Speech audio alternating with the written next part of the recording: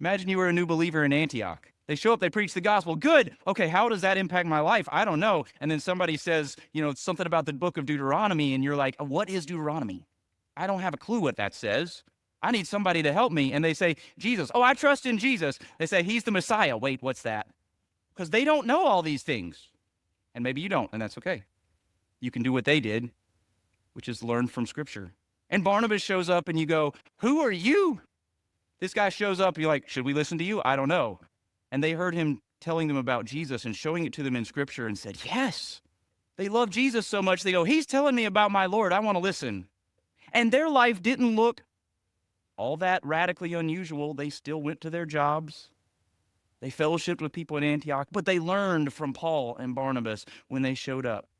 When you read this account and others in Acts, don't think, here's this story of God working that happens in this crazy, huge, unusual way, and miss all the moments of ordinary life, recognizing God is working through his word, through people walking miles and miles to go from Jerusalem to Antioch, to Tarsus, back to Antioch, of people leading Bible studies and Paul saying, hey, here's what the Old Testament means and why it tells you about Jesus.